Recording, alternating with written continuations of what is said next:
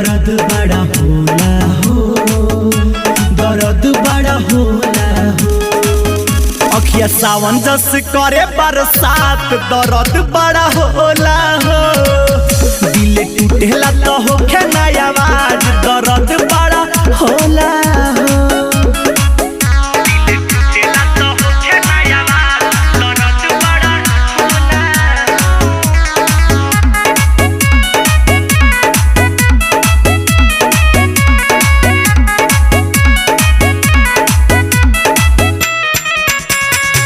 लागे ना भूख और लागे ना पियास, हो जाला मनवा बेचैन, टूट जाला सारा आस हो, रोएला जब ई होना।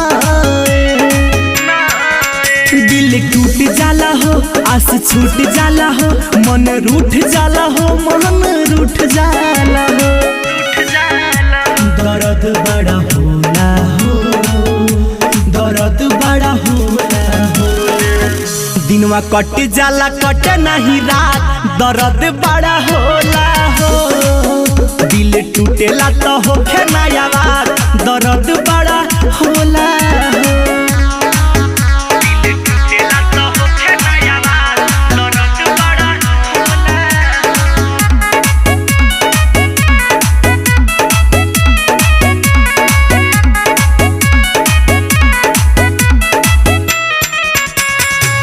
ऐसन बीमारी हटे ठीक नहीं होखे, मिले ना एकर दवाई।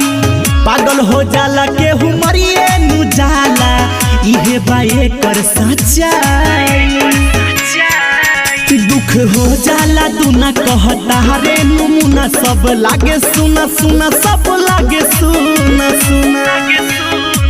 दर्द बड़ा होला हो, दर्द बड़ा होला।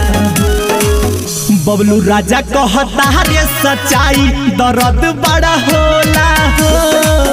दिल टूटेला तो होखे ना आवाज,